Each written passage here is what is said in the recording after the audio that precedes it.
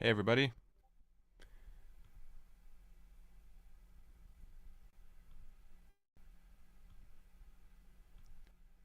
just having some technical issues for a second.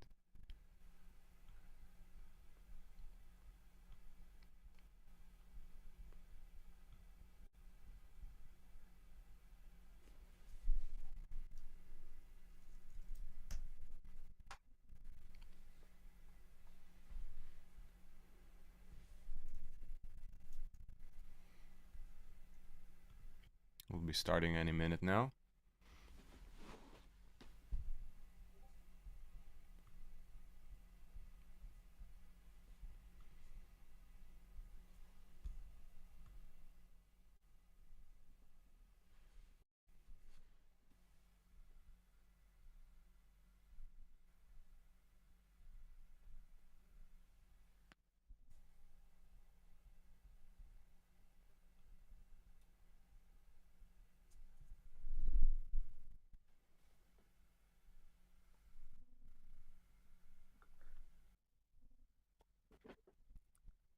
Hello. Hey there. Is there still like noise coming out of my feed? Because I'm not able to hear it. I think it's clean Maybe now, my computer from failed. what I can see. Yeah, cool. I Yeah. I just think my gain was like all the way up. So I had a thought like we should each come up with an intro theme for this stream, just straight off the bat. I have my base here. Like no planning. So this is my theme for the holiday stream giveaway thing.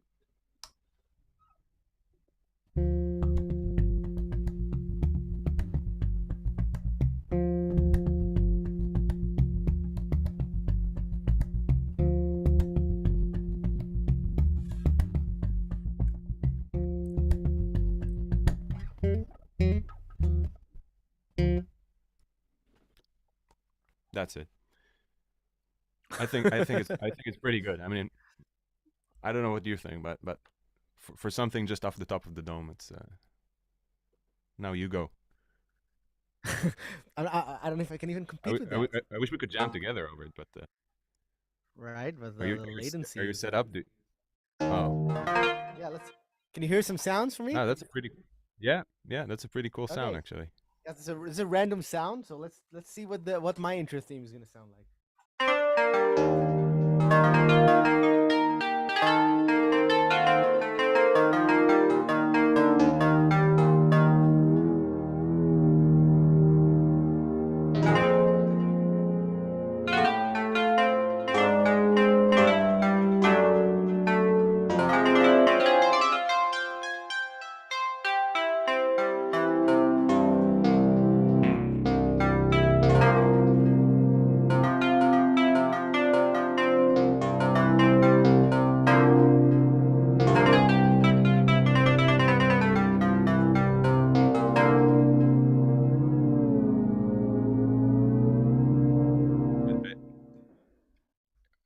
First of all, bravo, and it's so much better than mine. I'm I really should have prepared. I really should have prepared. Yeah, It's called random chords with a random sound from Ableton Live or something. interesting, interesting. That's Yeah. one of those titles that really makes you think. Reminds me of my childhood and the holiday spirit and everything. So Exactly. And yeah, I we're just here, want to say man. hi, first of all, to a bunch of people in the chat. I see Old Romans here. I see Chase Brace, Ben Collar, Adir Sub. I'm hoping I'm pronouncing all these nicknames correctly. Nico Five. I see that everybody here noticing guys. I see Nico. Notice your Mayona space. Is Oh, this the Mayona it's space? actually a dingwall. No, it's a dingwall. The Mayonis Dingwall. is behind me in the case. I have three of them actually. I have the fretless is out here. So if anybody's interested in bases, I have like something like 10 bases around me in different positions in the room. So I'll try and show them if you guys are into it. Um, but yeah, so we decided to do this live stream basically to kind of you know get in touch with you guys and hopefully spread some holiday cheer and copies of Beat Scholar around. We have this link prepared where you can participate in the giveaway. You can we'll probably mention it more than a couple of times during the stream, but you can just click the link in the description of this video, enter your email, and by that you're also like subscribing to our wonderful website and newsletter, and you're good to go. We'll select winners at some point, I guess. I think that covers just about everything. And I have a noob question. Like, where do you see this chat in the restream? I know that's not a very interesting thing for our audience. But yeah. So in this place where you click destinations, this is like our gotcha. internal Yeah, monitor thing. So you just click got it. chat. Yeah. Yeah. And All right. hi Mitchell, good to see you. And yeah, What do you it mean by looks like this is people. real?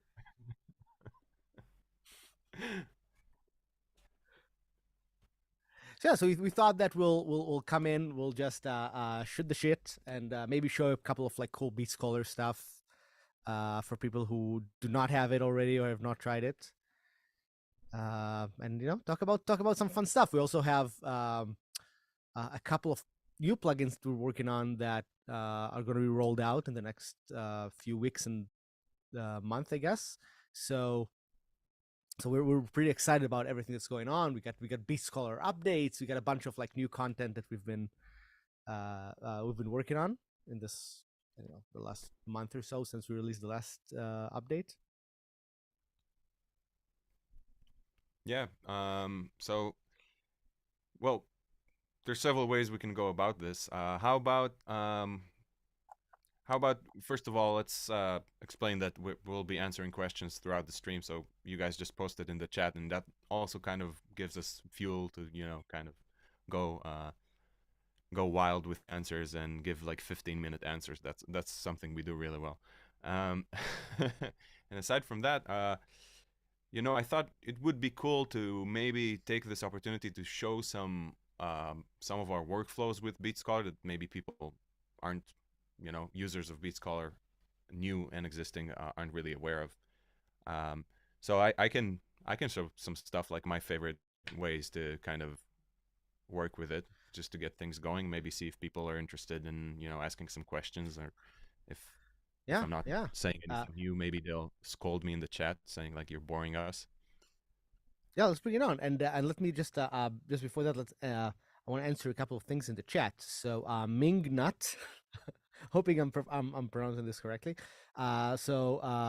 Looks like you like our band RNL, and if you miss us, we probably need to release some of the stuff from the second album that we've recorded that nobody's heard. So we have Yeah, a few more materials recorded a few years ago that I think are the best RNL stuff, and hopefully maybe this year we'll find like good ways to release them. So hopefully you'll like those as well. I think it's the best RNL tracks ever recorded. Um, yeah, it's interesting. in It's that it's kind second of album. the sorry. Yeah, there's so it's important also to state that Eyal is in LA at the moment, and I'm in Israel, so there's like a huge difference in time. So we might step over each other here and there, but we'll try to minimize that. But yeah, the band stuff, that like album we recorded, I guess it's like the epitome of our band in a sense. But then shortly after, like we kind of drifted apart from it, and it creates this. Sometimes if you're in on a roll doing something, and you kind of don't go through the final step, and we also see this in in product right now. If you don't go through the entire process, sometimes like the final step can take years or whatever, like because you don't exactly put a time frame on it. So at the moment it's kind of funny, we became one of those bands where people are like hey, where's the new music, and like we're sitting on top of the new music at the moment, and only looking for like a period of time where we have the clarity of mind to go ahead and release it.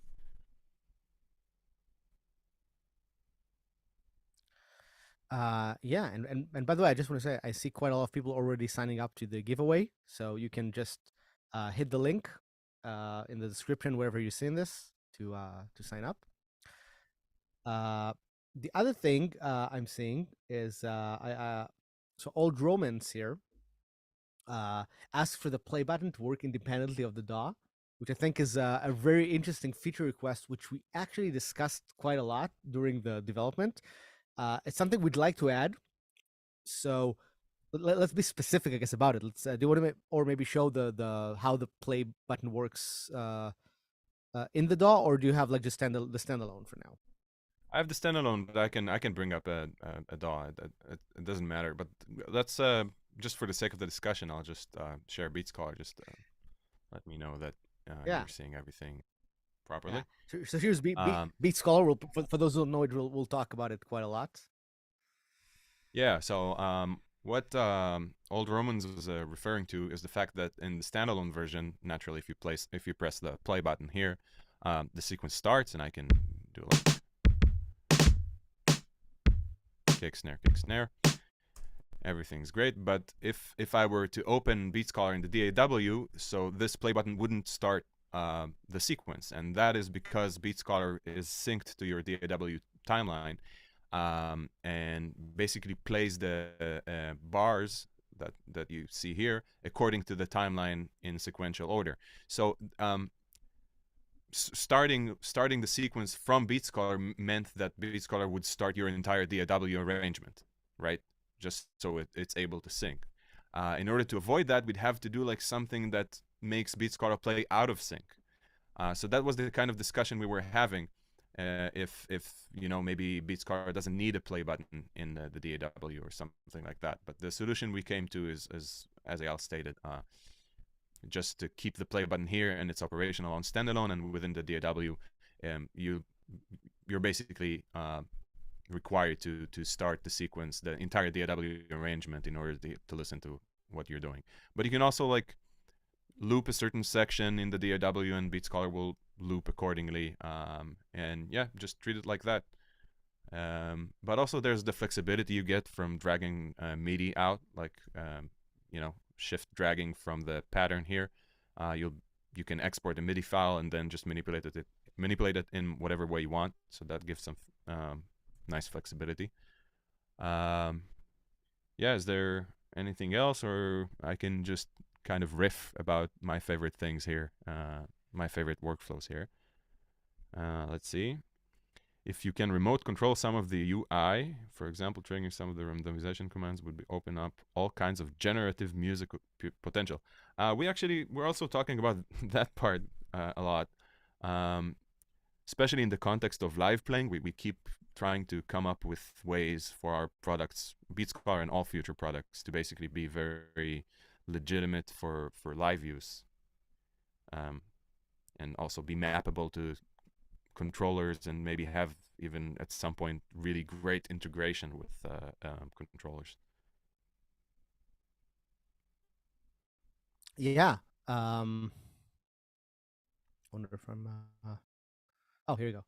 Yeah. So yeah. And this is an interesting topic of discussion. So, for example, when you're talking about like let's say just playing outside of the DAW, right? Like, let's say we wanted to have Beats Caller have its own timeline, and we surprisingly we actually have that feature in the engine already, because that's how the standalone works. The standalone basically says, well, no DAW is giving me the tempo, so I'm just gonna set my own tempo. Um, and we can like it's really pretty quick. Like, it'll take me a few minutes to implement something that makes it free, but then we'd need to make decisions on how you get it back in sync.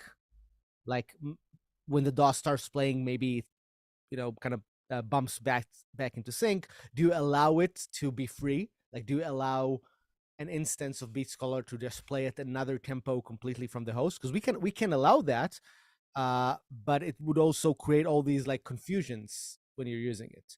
So we have to think of how we kind of get you back to reality from that let's call it experimental state that you could get to with this mode. Another thing that you might want to think about is, and that's a lot of how I use Beats Caller actually. Let me share my screen for a second. Okay, so I'm sharing my entire screen here because, so for example, I'll have my setup with this on it's Ableton Live, right? And I have Beat Scholar on as an instrument. But what I'll do sometimes is I'll have another instance of Beat Scholar, which will be the standalone. So I'll just say, okay, give me Beat Scholar in the standalone app, open in another window, right? And this is just outside of the DAW, where I will have full control of the tempo and I can try all kinds of like crazy things, right? And I'll try like weird time signatures, and I'll slice things to whatever, and maybe I'll use the randomizer, right, to try stuff and pick like the hi-hat presets and do something like this, or use the trappy hi-hats preset, right, and I'll be completely in free mode, right? And then when I want to embed this into like my project, then I can go in Ableton in the DAW, and I can just set a Beat Scholar channel that will be without the sequencer, just a sampler. So then I can just say, oh well, I like this. Let's just go here and drag the MIDI from here to here. Import the time signature. Sure. So and then that's how I kind of blend the two ways, because I can just I can be experimental on this end and free on the other end. Another thing I'm doing is you can save presets and they will show right up. So I can say, well, let's save a user preset and call it my amazing beat, right? And immediately when I go into the DAW instance of Beat Scholar, I was in the standalone before, right? It just shows up, right? I didn't have to like load and save. It immediately showed up in the menu. So that's also another way to get some sort of continuation between the two. So these are like just random, I guess, workflow things that I like to do. That's cool. These are like workarounds basically for the. I mean, I see it as like the use case here would be auditioning. So you wanna listen to, like, to have a very quick way to listen to some idea in Beat Scholar without worrying about your DAW. So you want to kind of be able to control when you're playing in sync and when you're playing just something like playing around, let's call it. So Right. that's also an interesting thought for like a future update to consider, allowing a mode where you're like disconnected, and then having the DAW maybe like as soon as you play, press the play button with the DAW to have it snap back into sync or something of the sort. Because I do understand the need for people, like the need with something as experimental as Beat Scholar. People want to kind of disconnect for a second, maybe do something completely out of the box, and then kind of see how it fits back in without listening to the other tracks. Yeah. It's very interesting how there's like really fine detail in workflow, and because you could do that by soloing a track, right? You can solo the Beat Scholar track and do whatever you want and change the tempo with the DAW, but it's all a matter of where you keep your focus while you're working. So it's a really interesting point, actually. Yeah, and so what we could do for now, I guess this would be, I guess the first step towards this is we could have a free mode in Beat Scholar that says, uh, be separate from the DAW, right? So you can just have another channel for these kind of auditioning, and then you can lock it back in whenever you want to. You can just hit lock or whatever, hit sync back. That should Mm. be pretty easy to do. Uh, the main thing we might want to think about is when you're in and this is the programmer me thinking on, right, but we have to think about the situation where you're in free mode but then you hit play. Is play auto syncing it back? Because if it's not, you might hear really weird polyrhythms of random tempo with another random tempo, or even the same And no, tempo but just another starting point of the, like, let's say, right. imagine you're at like the 70% through the first beat in your standalone, and I'm then you I'm hit play. I'm staring at the comments, waiting for the guys to go like, "That's exactly what we want." We want to hear complete chaos. We want to watch the world burn rhythmically, I guess. Um, yeah, that's neat stuff. Um, so where do you want to go from here? Should we show some, like, as I said before, I have some stuff I want to show. I don't know if people really got into the randomizer yet, but it's funny because we're constantly in this loop of developing new features and working on new products, but we're also producing at this point in our company producing most of the content. So we keep switching seats between like developer, whatever, CFO, CEO, CTO, secretary, whatever, and then being like a user trying to create content with BeatScholar. And I recently made this short video using the randomizer, and I came across this basically really cool way to use it. That's maybe a little bit obvious, but I don't know why I haven't done it so far. So I'd love to show that. Yeah. So can I steal the screen if you Yes. don't mind? Just like, okay. So I'm also gonna kind of go through key commands because it's fun. It's BeatScholar has this entire list of key commands that makes everything very kind of streamlined.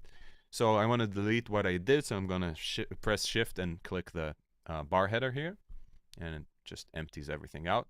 And let's just work with 2 lanes because why not? And I'm gonna create something cool in like really a few clicks. So let's select the kit. Um, yeah, let's do this one. Audition it for a second just to make sure. Yeah, that'll work. Cool. So go to randomizer. I'm gonna select in basic randomizers basic. Basic kick snare. This will basically trigger both kicks and snares at some order according to the settings here. And let's see what it does. Let's select. Let's do this. I don't even know. And okay, fairly convincing. Now this already is sort of happening for me, but what I wanted to show is this thing. So go to basic again and select basic hi-hat. Let's listen to what this is.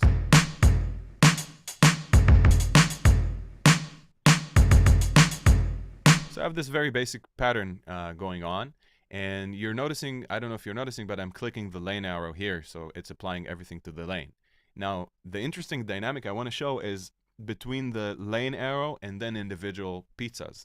What I did in the video was basically this process. I went through, several takes to get like the randomizer doing like the coolest thing I could I could make it do. And then I'm as soon as I have something basic, I'm kind of zooming in and then working on a per pizza or beat pizza thing. So going to glitchy trappy hats and then selecting just the third one to try and see some shape that's maybe interesting. So let's listen to this.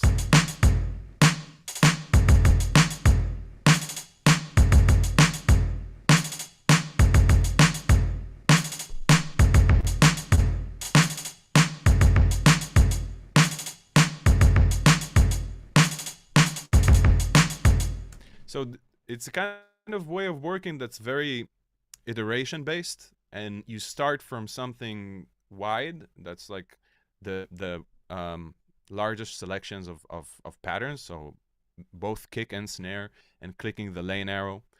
You could gets more interesting if you add some more bars. Let's empty everything out and do the same thing, but with 2 bars. So you'd get something like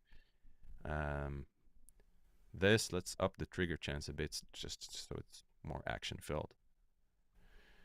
Yeah, this will probably be crazy. And basic hi-hat, do the same thing again. Click here, go back to basic, and then do changing speeds. And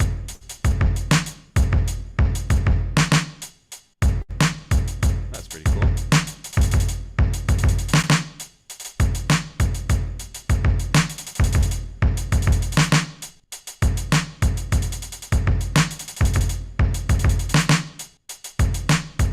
So starting off with big selections, zoning in on individual places where I want to make the beat more interesting, and then selecting kind of, using the randomizer presets to select more interesting variations on the instrument that I'm playing. You have everything here from the most like useful utilitarian stuff, and you can also get something like bussin' percussin and add a lane and just click here, and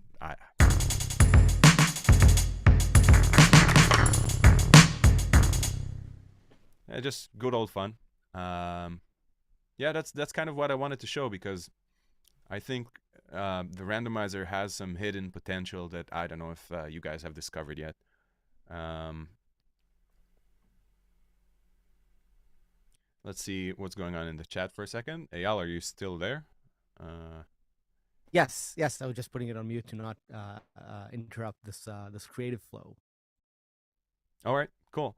Yeah, that's basically what I wanted to show, and let's maybe take some questions from the chat.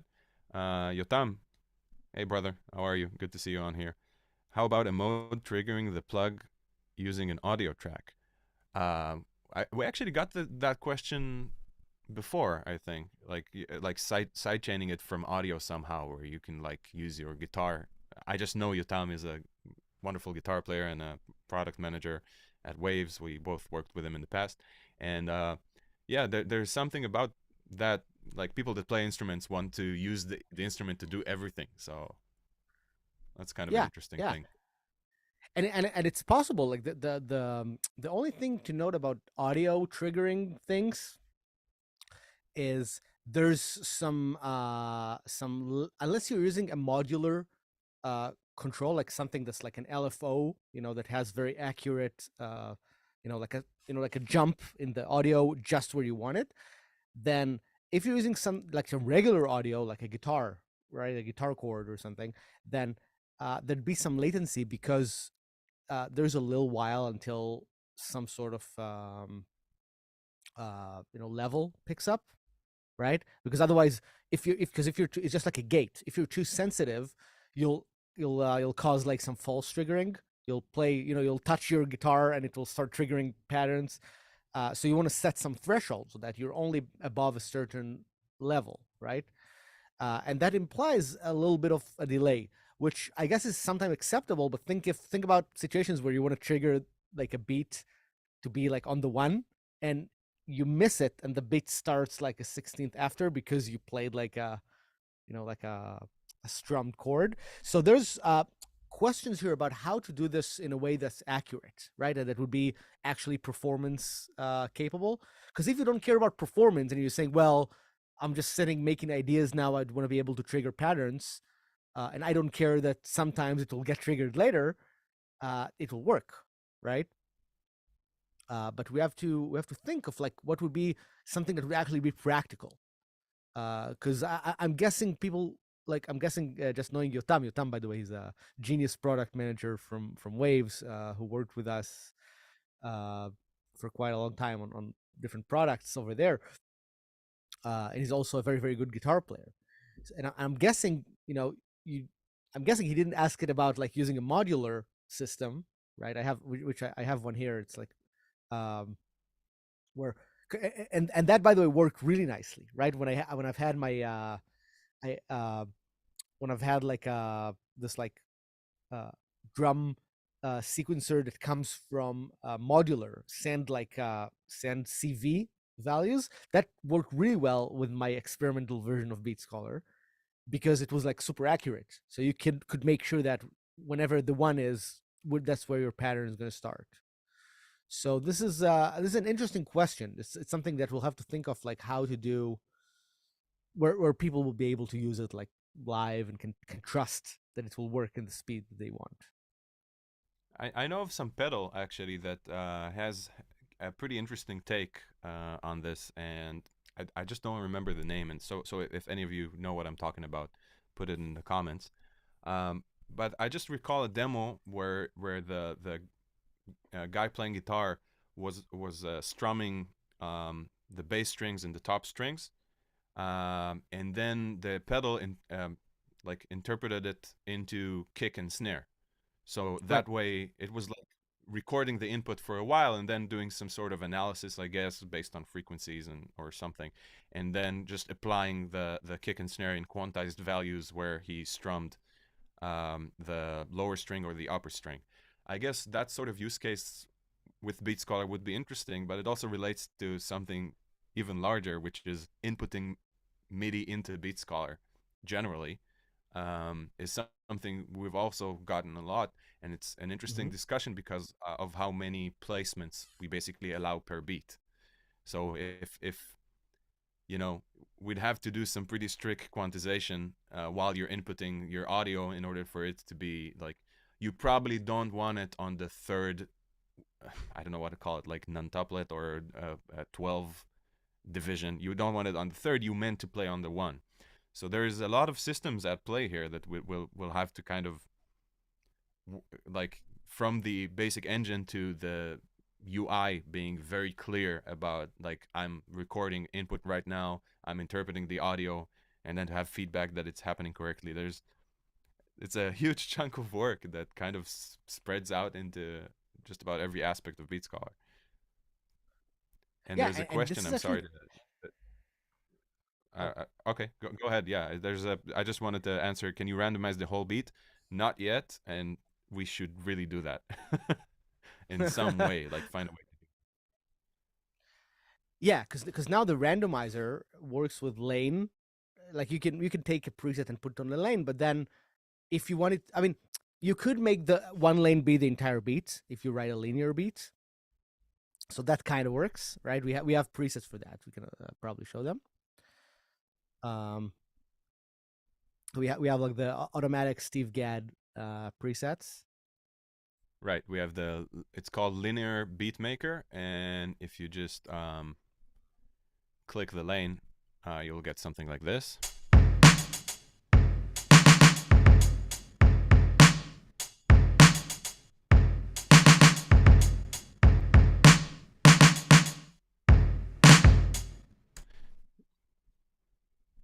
Yeah, and that would be a nice, like, if you wanted to randomize the whole beat, you'd have to do it additive at the moment. So that would, doing something like this, then adding a lane and going into percussive and then adding some, I don't know, soft cymbals. Yeah, and just whatever you want to hear would be best added in this way. Otherwise, like, my thought was originally that you'd have to pre-apply the randomizers per lane and then have the entire thing just rotate, just like every lane. It's like clicking, every lane with the same randomizer. It's not impossible, but this is just the workflow we've come to thus far. Yeah, yeah. And I think this is something we could do. Like we can definitely do so that you kind of save a lane randomizer along with the lane, and then you can just globally say apply. Right, that should work. And the reason why it's important for us to keep this like lane configuration is in Beat Scholar, like you've seen, a lane can have many drums, so you want to make sure that you're not like putting the kick on the lane on one lane and then another kick on the other lane and another kick on the next lane, and you just get like this flood of kicks instead of like something that actually has a musical context where I don't know the bottom lane is snares and claps, and the bottom lane is hi hats and or something that makes sense. Yeah, that's an important point. It's also something like a decision we made very early on that we always have to respect, is the fact that we're allowing different drums on every beat, because it creates this, like, the system that most drum sequencers are organized in with the one drum per lane creates this sort of order, and we broke this order, so we have to maintain it in like other ways.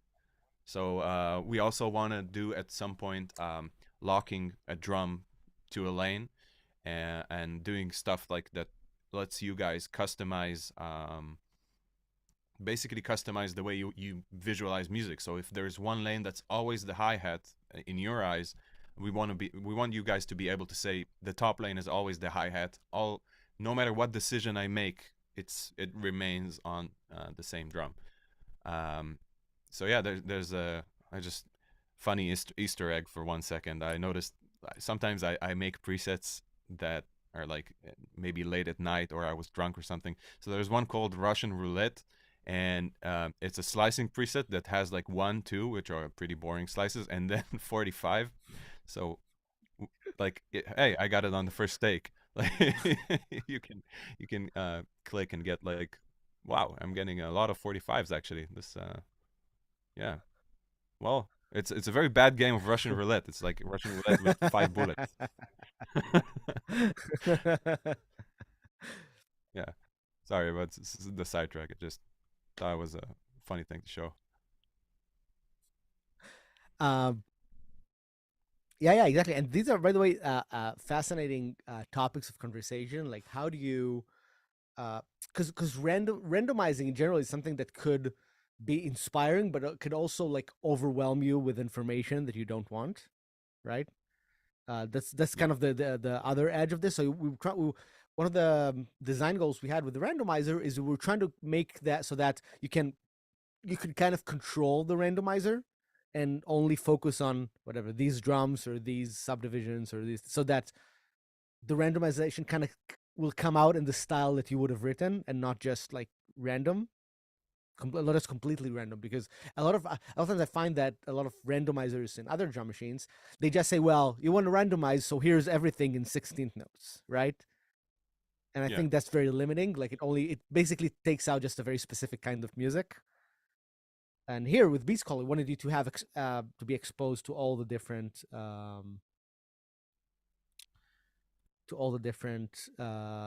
options that we give on the subdivisions and whatever polyrhythms and everything. Yeah, and Um, there's the thing is like with us, we always try to make the how do I put this? We try to like build a translation mechanism between a musical conversation and then the technology. So let's like in step triggering, we noticed at a certain point that we should add something like spacing, which basically determines how long would the how long would it take for the next step to be triggered, because we were talking about hi-hat patterns in some genres, and it kept triggering too much or not enough just by trigger chance. So spacing was like brought up, talking about like what kind of music would people want to make with this. Okay, they want to do like trap hi-hats, and trap hi-hats have a certain language. They come at you at like certain groupings, and then they stop, and then they come again. So I guess like every concept that we were able to make that translation for will be added into the module. So it's also kind of an interesting thing. There's like a code question I see here, kind of half reading it. Bring it on. Yeah, I'll just I thought you were looking at it, so I'll just read it for you. So Bass Buster is asking, how long have you developed and afterwards programmed Beat Scholar? How did you come to programming audio code? Okay, so can you turn off the screen sharing? Yeah, of course. You can also like take it at any time if you want. So yeah, go ahead. Oh yeah, there we go. That's good. And I think what we want is like the gallery. Oh, here it is. Okay. So yeah, so this is a very interesting question. So I've been doing audio programming for, I want to say now, around 7 years ish, or something like that.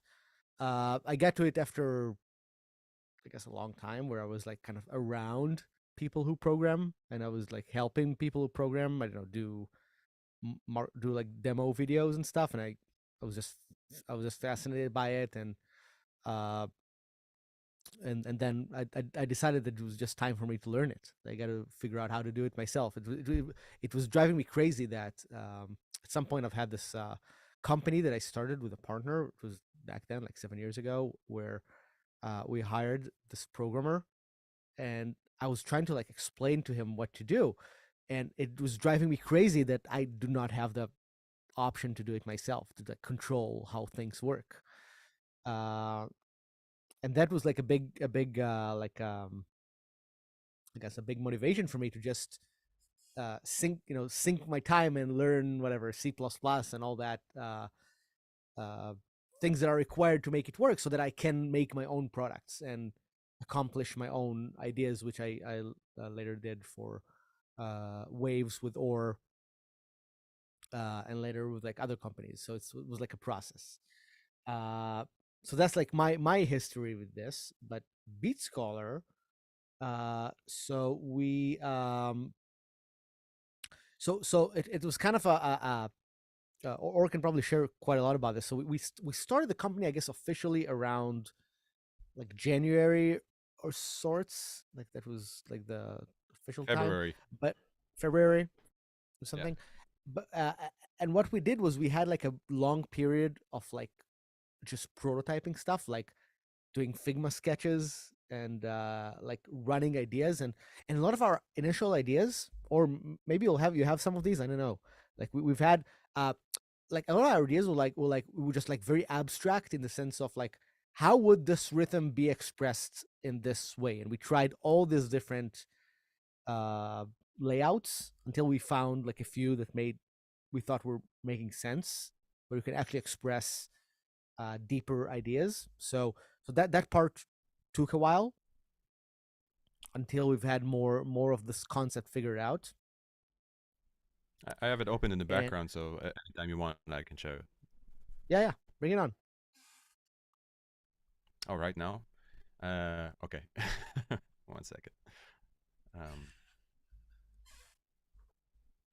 so this is not as some of the stuff isn't as organized. Like if there's some UX people, like don't be mad at me. I'm basically not even a graphic designer. I'm just kind of a do whatever you need to do. So here you can see like it's called Beat Scholar Research, and it's kind of a documentation of our earliest conversations about how to come up with ways to represent rhythm. So we're both very visual oriented people. We're both like avid gamers, and we enjoy like kind of translating into. There's also like a bunch of. I also like writing text, but the first thing we do is to sketch stuff out, as you can see. So here you can see something interesting, which is basically representing numeric values with angles, and you can see all kinds of shapes. And so you can imagine the conversation was like, how do I show the number 10, in terms of rhythmic value? So we thought about showing angles. So a star would have 10, or yeah, or a diamond would have 6, and this idea kind of fell flat pretty quick. And then I think that I drew something like this, and it really kind of sparked our interest. Just the idea, actually, even before the pizzas were cut, just having these kind of circles pop up, and we're looking at it, and there's something very clean. Generally, when I zoom out the conversation a bit, when I think about plugins or whatever it is I'm about to design, um, I kind of I try to imagine like something I call like an object of power, like something um, that would be coveted by the users, that the users would really like want to engage with all the time. And circles, as simplistic as it may sound, like when I showed Eyal these 4 circles, he said there's something to it, right? So the next logical step, I don't know if these work, but we made this. Let's see. I haven't touched these ever since we started development, so you'd have to pardon me if they're not operational. Fit the screen. So here you can see like 4 circles, and if I click one, it turns on and off. And I think that if I drag on it, it splits it. So yeah, okay, that's kind of crummy, but you got the idea. So this was like the earliest version that we came up with, and we're like, okay, this is a triplet, right? And you can add a lane. That's like a very early thought, right? Because we want to layer rhythms and stuff like that. So that was where I guess like maybe first couple of weeks or a month was just like iterating around the idea. And the wonderful thing about working with somebody like Eyal is the fact that while I was drawing this almost as quickly as I could draw, he coded a prototype that actually played drums in this sense. And it was a pretty amazing day, as I recall it, where I was like showing him this kind of flow, and then by the end of the same day we were kind of messing around with adding circles and then clicking them and then making them eighth notes and stuff like that. So the next logical thing, we came to the conclusion that in this system, to show a beat like I showed before, you would need, I don't know, like 500 circles sometimes. So we started talking about economy in terms of the interface. So how could we pack information in a more efficient way? And then we came to this idea. I'm kind of taking shortcuts because there's a lot of there's like an entire month of talking each other's head off to come to the conclusion where a circle can be something that holds a lot of information in it, because it can hold geometrically, like the potential to hold a lot of shapes inside it, and divisions and different kinds of divisions. You can see some of the tests we had here on how to represent it.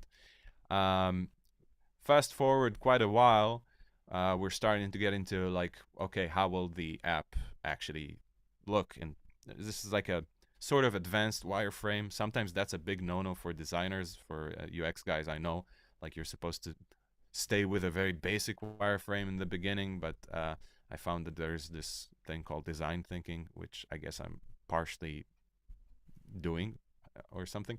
Anyway, I want to sound like I'm an actual professional. That's not my thing.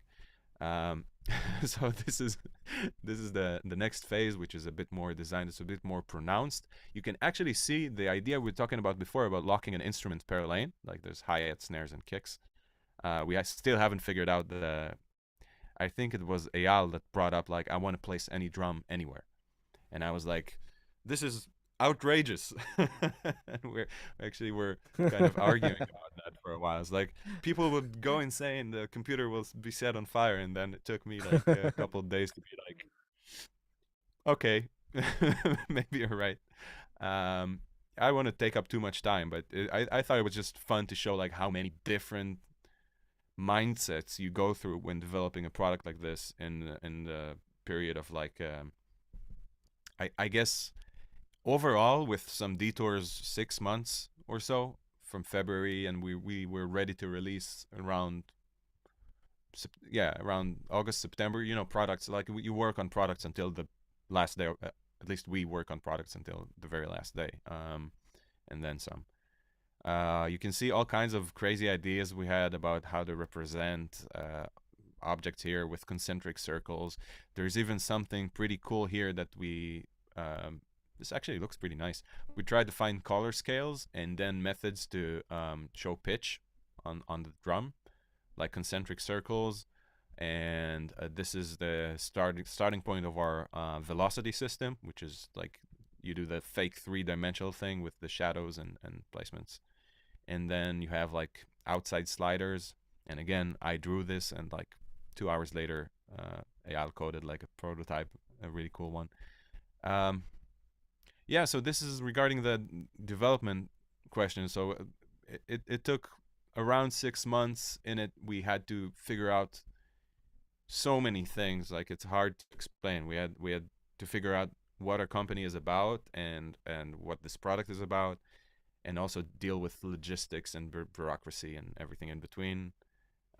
So if we started now, we'd probably do it in less time than that.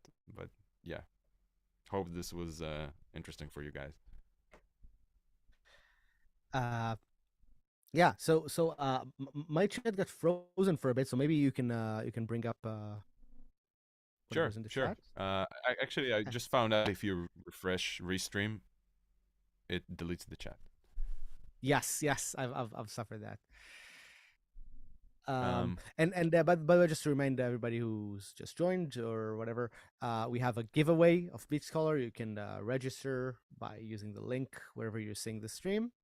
I already see a bunch of people have registered, so that's gonna be if you register, you're gonna get into like this little lottery that we're gonna run right at the end of this stream.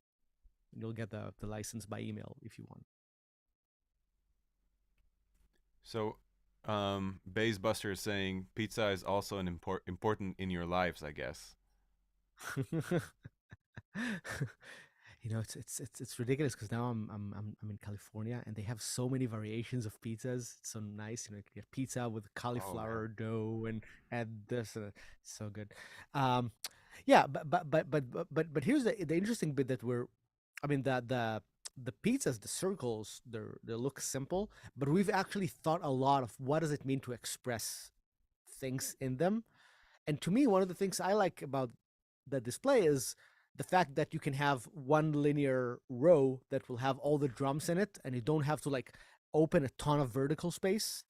Because that's my experience with most of drum machines. Like you want to have a tom fill, and you need like 6 channels for the drum fill, even though each one just has one drum in it, right?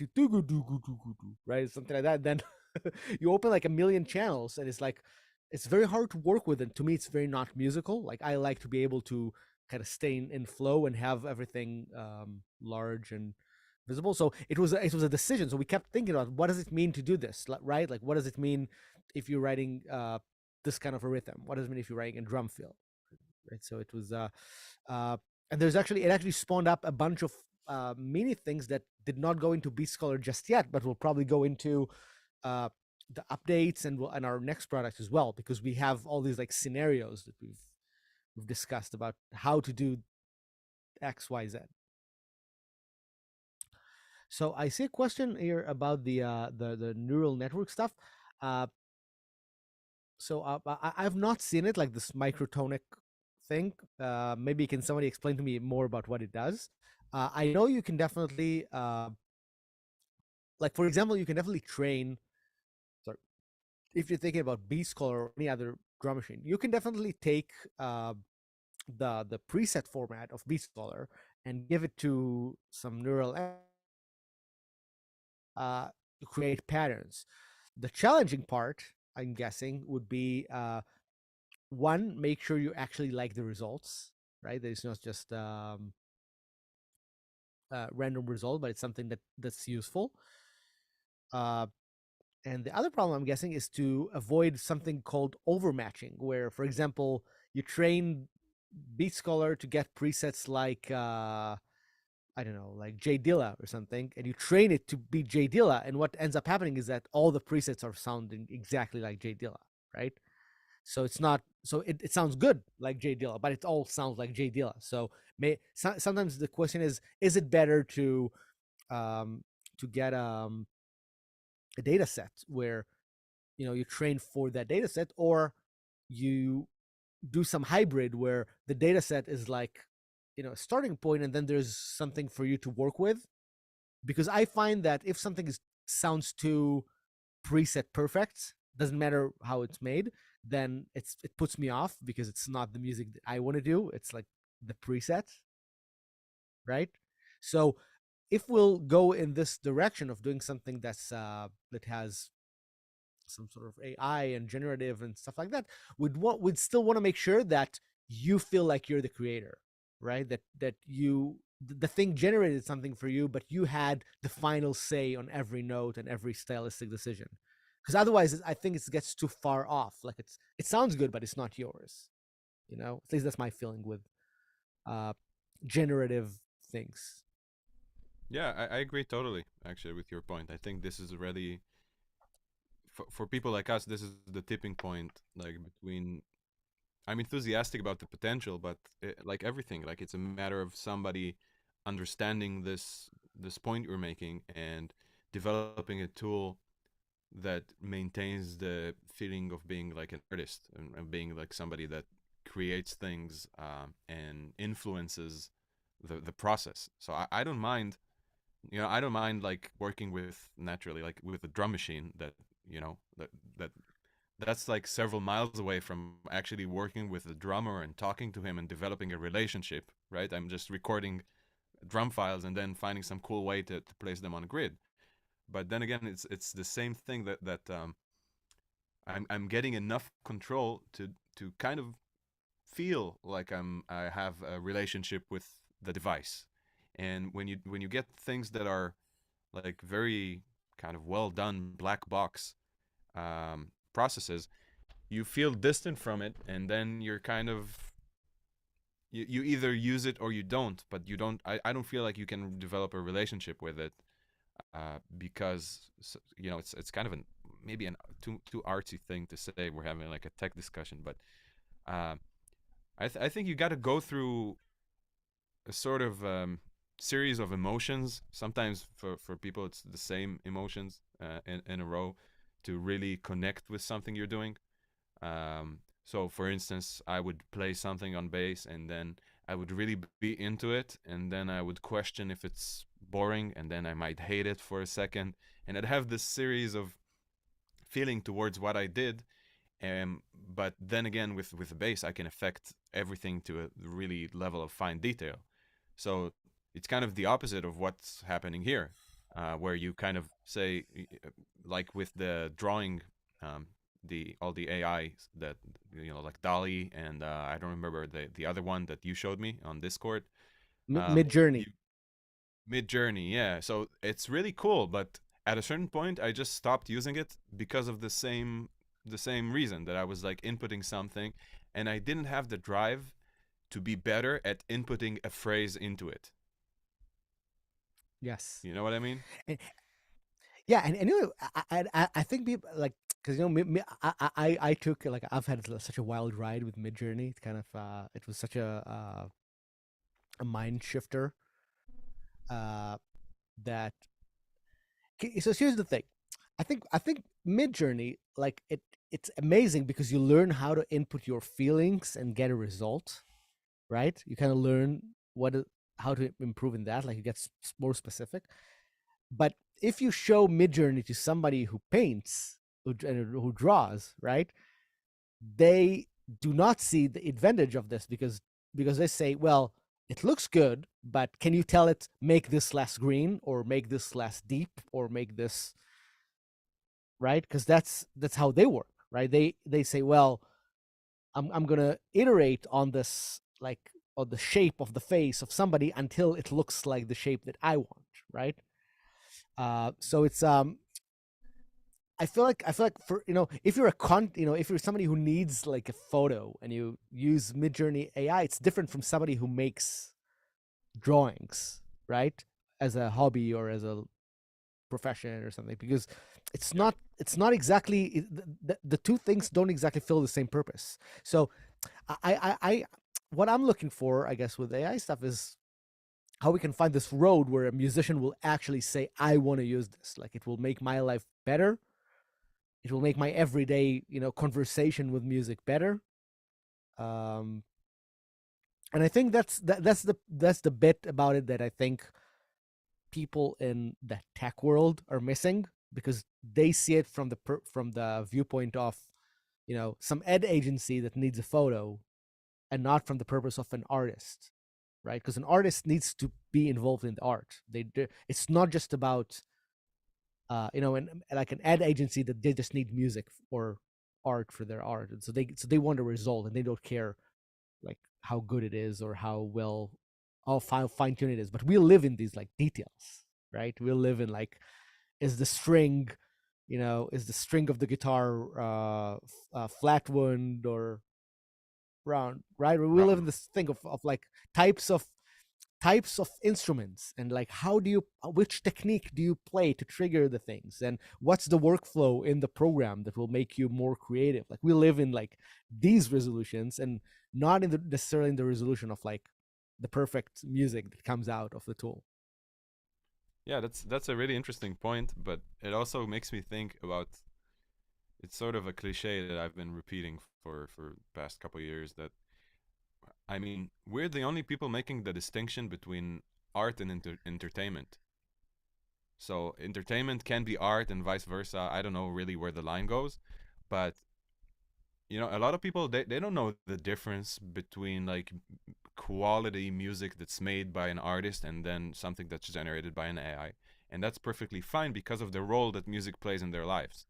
So if I'm only listening to music on my way to work and it's on a low volume on the radio while I'm thinking about stuff, that's fine. The radio can play 24/7 AI generated music. Reminds me of that Rick and Morty bit where Jerry is in a simulation and he's only getting like 5% CPU from the simulation, and then he plays radio in the car, and it's just a series of beeps, and and the announcer goes, "Human music now playing human music," and he goes, "I like human music." So this is the kind of thing, like the point I'm making. So AI will make perfectly functional, amazing music for people that um for people that are fit to consume it.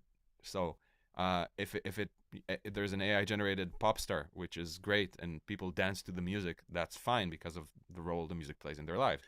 That's also fine that we will, won't like it. But I have to say something about Eyal, especially that he's one of like most non-biased people that I know. So he can hold a very strong opinion, but then if an AI generates a piece of music that he loves, he would be the first to say, "I love this. This is amazing. This AI is a great musician."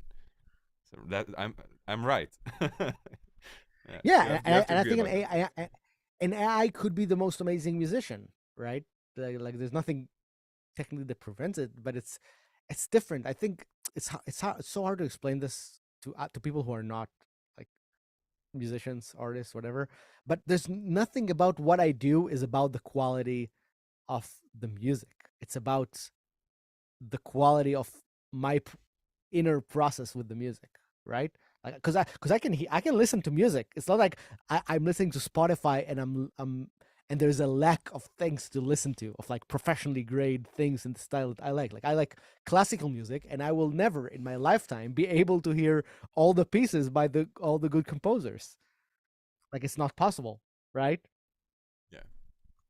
Like even if I just want to listen to like all the Bach pieces and all the Beethoven pieces, whatever, it's like pick a period, and I want to listen to a few performances. I'm gonna spend years. Like it's ridiculous. Like it's like so the quality of good music. It's not like I became a musician because I was thinking, oh well, there's not enough music in the world, so I need to type it up, right? It's more like, Yeah. well, there's something very specific that I want to be saying, right? That, by the way, might not be good, but it's what I want to be saying right then. Uh, and I want to be able to express it. And I think that's really, really different than interaction with an AI because we need to have the process of it to feel that we've made emotion. That's why, by the way, a lot of people to this day make art things that can be done perfectly with machines, right? Like people will say, "Well, I'm gonna make a statue that looks just like another statue," right? Or they'll play a song that somebody else wrote. They'll do a cover song, right? Because most people playing music do covers. They don't like write their own songs. uh, and it's much like it's not, but and you can tell them, well, you can just open Spotify and listen to the original song or to the 50,000 other covers that people did, right? But people say, well, right, but I want to be the person doing this. I want to be learning the positions on the guitar and learning to play in rhythm and giving a feel for this, right? That's my experience with most people playing music. It's uh just learning that path, right? And I'm saying, can an AI do that cover? Sure, but nobody cares. People will still learn guitar to do their own covers. They don't care that people did it better or whatever. Yeah. Yeah, I know. AI So sorry about generated the music. AI, What is right? No, no, that's perfectly fine. It's some really great points you were making. Just the bass buster saying that AI generated music. What is it good for? Elevator. Um, Elevator. that's I think that's the ribbon on this topic. Yeah, elevators would be the beneficiary of AI generated music. That's for sure. Elevators, and it might replace all of jazz, but we'll see about that. um, so I was thinking we could kind of pivot towards maybe giving away some Beat Scholar licenses. I don't know if all of Yeah, them at the same time or just one or two or whatever. Um, yeah. So let's see how this works. So first of all, we're gonna say before we do this, if you're watching this and you have not yet registered, the link is in the description of the video. Do it now because I'm about to figure out which button is needed to close the thing, and then it will be closed. So hit yeah, so hit the we click. haven't done this before. We haven't done this before, so this would be our first giveaway. hopefully of many. And I just want to say we really appreciate like you guys is like a general term for everybody here and everybody that will ever listen to this.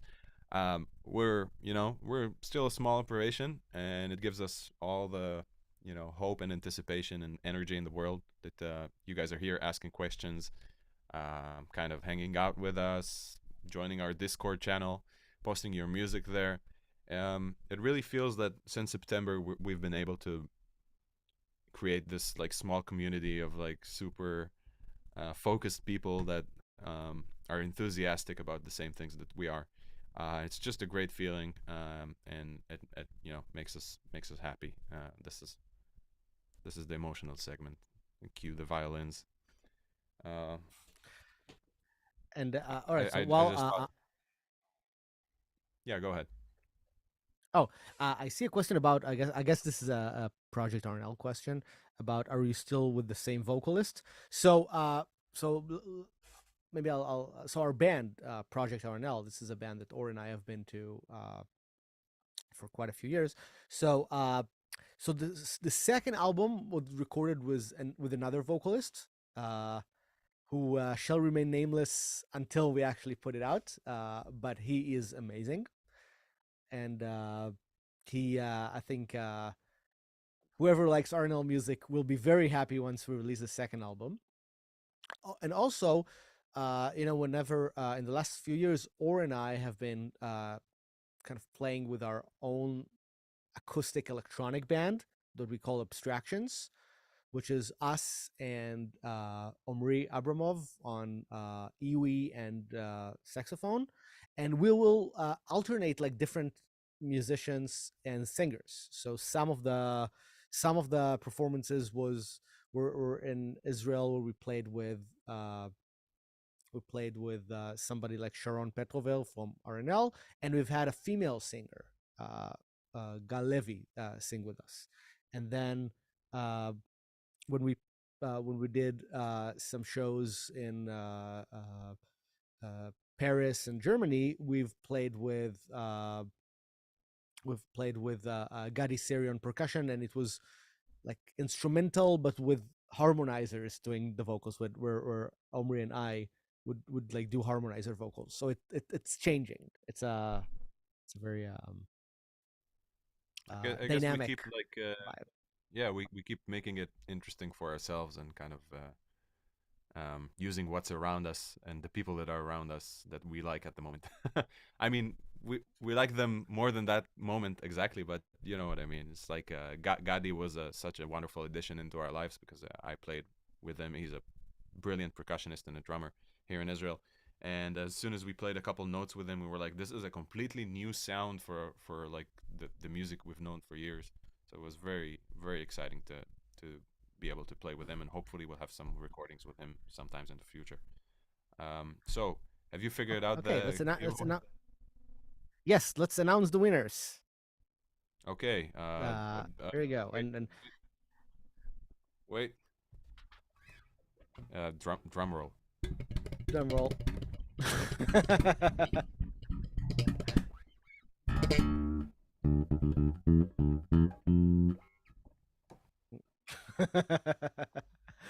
Okay, so let's see how this thing works. So I think I can just draw 5 winners. So let's see. So I'm Is it gonna like a cool draw. thing where you can share the screen and everybody would be like, does it shoot like confetti? And no. Probably not. But hey, so I have Oh, the winners. The- I do. And it's nice because we have winners from multiple countries as well. Uh, awesome. so so our first winner, we just have a first name, but we have the email is Rebecca. So here's to Hey, Rebecca from the United States. Second winner, I hope I pronounce the name correctly. It's James McCauley. way to go, James. Yeah. Third winner, and my reading skills are really being challenged now. But it is, I think it's Federico Ruttenbach. I think I'm saying this correctly, from There Spain. we go.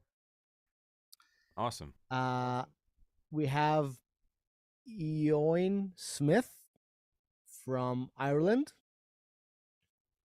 and Damn, we're Michael really Dunn. international. Yeah, and Michael Dunn from the United States. So all these people won, and shortly, like in the next few minutes, we will send an email with the license information and everything, so you can enjoy your copy of Beat Scholar. Awesome. Thank you guys so much for signing up. This really gives me. I think we agree that we need to do more of these. It's was a really nice time for us to kind of hang out and talk. We only like now that Ayala is also in like a completely different time zone. I think this is the longest we've talked in several days. So this was pretty cool for us in some ways. Um, yeah, awesome. Any like are we finishing up? Because we announced the winners. I don't know if people will stay with us. Wait, Ming Nut is saying, "Boo! Oh well, might have to buy it." Um, might be a good opportunity to say that we're running a sale and it's 50% off until the end of Right. the month. Yeah, shameless plug, as they say.